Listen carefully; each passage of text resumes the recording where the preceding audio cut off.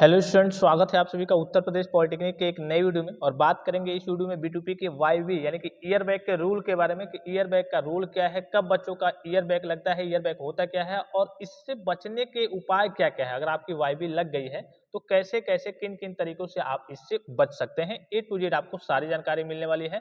सबसे पहले तो सभी स्टूडेंट से रिक्वेस्ट करूंगा जिन्होंने अभी तक वीडियो को लाइक नहीं किया है, कम से कम जब भी आप वीडियो को देखने आए तो वीडियो को एक लाइक कीजिए, चैनल को सब्सक्राइब कर लीजिए और बेल आइकन को प्रेस करके ऑल पे क्लिक कर लीजिए। और जो भी स्टूडेंट टेलीग्राम चैनल को नहीं ज्वाइन किए हैं, B2P से संबंधित हर एक प्रकार की ऑफिशियल और ऑथेंटिक जानकारी सबसे पहले पाने के लिए टेलीग्राम चैनल को ज्वाइन कर सकते हैं। अगर आपके मन में किसी प्रकार का संदेह हो, कोई डाउट हो, किसी प्रकार की समस्या हो तो आप कमेंट बॉक्स में कमेंट करेंगे या फिर आपके कमेंट का आपको रिप्लाई मिल जाएगा या फिर उस हिसाब से आपको वीडियो प्रोवाइड कर दिया जाएगा। तो चलिए वीडियो को शुरू करते हैं। जैसे कि एक इंटरफेस पे आपको कमेंट भी दिख रहा होगा, एक स्टूडेंट ने कमेंट किया है कि सर मैं सेकेंड सेमेस्टर में हूँ, मेरी फर्स्ट सेमेस्टर में 3 सब्जेक्ट में बैक है, उसका पेपर इसी सेमेस्टर में दिया है, तो क्या सेकेंड सेमेस्टर में 2 सब्जेक्ट में बैक लगा तो क्या ईयर बैक हो जाएगा?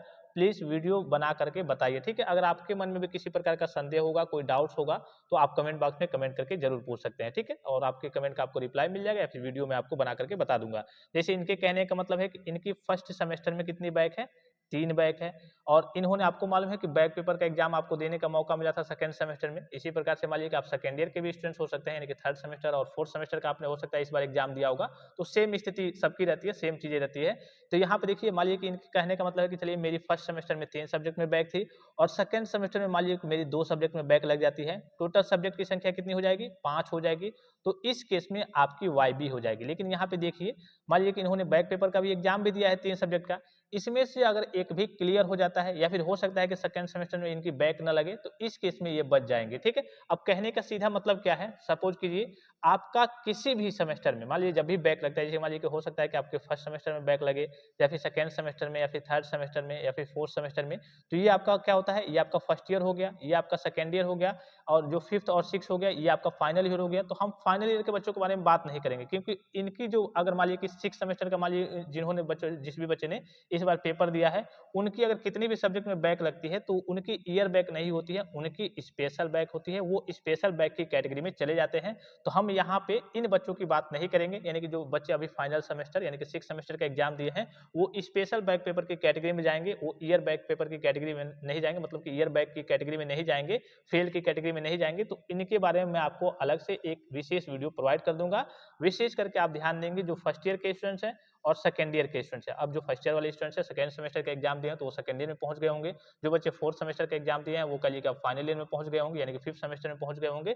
तो यहाँ पे समझ लीजिएगा थोड़ा सा कि अगर आपका ओवरऑल जब भी रिजल्ट आता है, आपको मालूम है कि ओवरऑल जब रिजल्ट आता है तो फर्स्ट ईयर का एक में करके आता है, फर्स्ट ईयर मतलब फर्स्ट सेमेस्टर, और सेकंड सेमेस्टर का एक में करके आएगा आपका। इसी प्रकार से जब आपका सेकंड ईयर का रिजल्ट आएगा तो इसमें थर्ड सेमेस्टर और फोर्थ सेमेस्टर का पूरा डेटा रहेगा। तो अगर आपकी किसी साल किसी ईयर का रिजल्ट आता है, चाहे फर्स्ट ईयर का हो चाहे सेकंड ईयर का हो, अगर आपकी टोटल सब्जेक्ट बैक की सब्जेक्ट, चाहे वो आपके फर्स्ट सेमेस्टर की बैक हो, चाहे सेकंड सेमेस्टर की बैक हो, चाहे थर्ड सेमेस्टर की, चाहे फोर्थ सेमेस्टर की, कितनी भी बैक हो, अगर आपका जब भी इवेंट सेमेस्टर का रिजल्ट आता है, यानी कि कह लीजिए कि फर्स्ट ईयर और सेकंड ईयर का ओवरऑल रिजल्ट आता है और आपके बैकों में आपके सब्जेक्टों की संख्या, जो बैक के सब्जेक्ट की संख्या है वो 4 प्लस होती है, तो इस केस में आपकी ईयर बैक हो जाती है। ईयर बैक का मतलब क्या होता है, ईयर बैक का मतलब होता है फेल हो गए हैं। अब जब आप फेल हो गए हैं तो जिस भी आप कह लीजिए कि ईयर में थे, फिर से उसी ईयर में आपको एक बार और पढ़ना होगा। 4 प्लस सब्जेक्ट रहने चाहिए। अगर आपकी 4 बैक है, मान लीजिए कि फर्स्ट ईयर में 3 लग गया आपका, ठीक है, सॉरी फर्स्ट सेमेस्टर में आपका 3 लग गया, ठीक है, और सेकंड सेमेस्टर में जाकर के आपका 1 लग गया, तो 4 लग गया, तो 4 पे आपकी ईयर बैक नहीं होगी, 4 प्लस कहने का मतलब है अगर आपकी 4 प्लस मतलब 5 सब्जेक्ट में बैक है, 6 सब्जेक्ट में बैक है, ऊपर जितना जाएंगे तो आपकी ईयर बैक हो जाएगी। अगर 4 है तो आप बच गए हैं, 4 में कोई दिक्कत नहीं है, 4 अगर आपकी लगी है तो आप नेक्स्ट ईयर में एडमिशन करा सकते हैं। लेकिन अगर आपकी 5 लग गई है तो इस केस में आपकी ईयर बैक हो गई है। इसी प्रकार से ये भी हो सकता है, सपोज कीजिए कि आपने फर्स्ट सेमेस्टर का एग्जाम दिया, नॉर्मल एक एवरेज ले लेते हैं, जिससे कि मान लीजिए फर्स्ट सेमेस्टर में 5 सब्जेक्ट हो गए, ठीक है, सेकंड सेमेस्टर में भी आपके 5 सब्जेक्ट हो गए, ऐसा होता है जनरली। हो सकता है किसी में 6 हो, किसी में 7 हो, हम एक एवरेज ले लेते हैं। मान लीजिए कि टोटल आपका ओवरऑल फर्स्ट ईयर का क्या हुआ, रिजल्ट आया 5-5 दोनों सब्जेक्ट कितने हो गए, टोटल मिलाकर के 10 सब्जेक्ट हो गए। इन 10 सब्जेक्ट में से अब आपके ब्रांच के अकॉर्डिंग हो सकता है कि आपका फर्स्ट ईयर का टोटल सब्जेक्ट 11 हो, 12 हो, 13 हो, जो भी हो, तो अगर आपकी 5 सब्जेक्ट में बैक है, ठीक है, 4 में है तब कोई दिक्कत नहीं है। टोटल आपका 5 सब्जेक्ट में अगर आपका बैक है या फिर 6 सब्जेक्ट में 5 से ऊपर जितना भी हो, तो इस केस में आपकी ईयर बैक लग गई है, आप फेल माने जाएँगे, ठीक है? तो यही आपका फेल होता है। पॉलिटेक्निक में इसे वाईबी के नाम से जानते हैं या फिर ईयर बैक के नाम से जानते हैं, या फिर नॉर्मली आपके रिजल्ट पे कुछ इस प्रकार से लिख के आता है कि आप फेल हो गए हैं, यहाँ पे आपको दिख रहा होगा फेल हो गए हैं, ठीक है?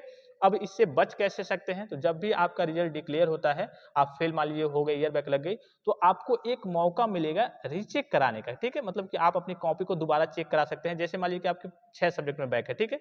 या फिर मान लीजिए कि मोटा-मोटी आपकी 5 सब्जेक्ट में बैक है, आपकी ईयर बैक लग गई है और आपको लगता था चलिए इस सब्जेक्ट में तो मैंने खराब पेपर मेरा मतलब पेपर खराब गया था, लेकिन इस सब्जेक्ट में तो मेरा पेपर अच्छा गया था। तो उस केस में आप वहाँ पे रीचेक करा सकते हैं सभी सब्जेक्ट। अगर आपके 5 सब्जेक्ट में बैक लगी है, तो पाँचों सब्जेक्ट में आप रीचेक करा देंगे और रीचेक कराएँगे तो उसमें से अगर आपका एक भी सब्जेक्ट क्लियर हो गया, किसी भी सेमेस्टर का फर्स्ट सेमेस्टर चाहे सेकंड सेमेस्टर चाहे जो भी हो, आपका जो भी ईयर हो, अगर एक भी सब्जेक्ट क्लियर हो गया मतलब कि रीचेक में आपका क्लियर हो गया, पास हो गए, तो मान लीजिए कि एक क्लियर हो गया तो 4 बच गया, तो 4 बच गया तो इस केस में आपका जो फेल होगा मतलब आपकी जो ईयर बैक लगी थी, वो ईयर बैक आपकी हट जाएगी और नेक्स्ट ईयर में आपका एडमिशन हो जाएगा। लेकिन अगर रीचेक में भी क्लियर नहीं होता है, तो इस केस में आपकी ईयर बैक है, 1 साल और आपको उसी ईयर में पढ़ना होगा। तो इन सारी बातों का आपको विशेष ख्याल रखना है कि आपकी ईयर बैक वगैरह ना लगे।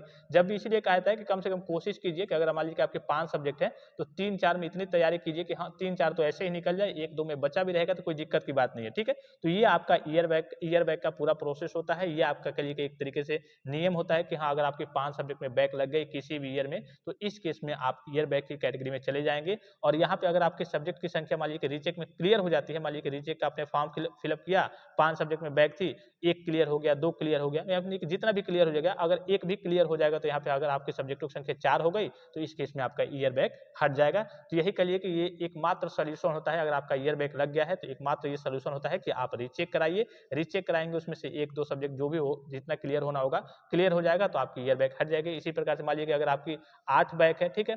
तो 8 बैक है तो ज़ाहिर-सी बात है कि आपको कम से कम इसमें से अगर आप रीचेक का फॉर्म फिलअप भी करते हैं, तो कम से कम इसमें से आपका 4 क्लियर होना चाहिए। अब 8 बैक है, मान लीजिए कि अगर 3 क्लियर हो गया, फिर भी 5 बचे रह गए, तब भी आपकी ईयर बैक होगी ही होगी। कम से कम इसमें से 8 में से आपके 4 क्लियर होने ही चाहिए। तो ये आप सब्जेक्ट की संख्या आपकी कितनी है, ये आपके ऊपर मान लीजिए कि आपकी कितनी बैक लगी है। मान लीजिए कि किसी बच्चे की 9 लग जाती है, कभी-कभी तो 10 लग जाती है, तो इस केस में उसकी ईयर बैक हो जाती है और वो रीचेक कराते हैं तो पता चले 2-3 तो क्लियर हो जाता है और नहीं क्लियर होता है, तब भी उनकी ईयर बैक रह ही जाती है। तो आई होप कि वीडियो आपको इन्फॉर्मेटिव लगा होगा और भी किसी प्रकार का संदेह, कोई डाउट, किसी प्रकार की समस्या हो तो आप कमेंट बॉक्स में कमेंट करके पूछ सकते हैं। फिलहाल इस वीडियो में इतना, इजाज़त दीजिए। धन्यवाद। Thanks for watching. मिलते हैं नेक्स्ट वीडियो में।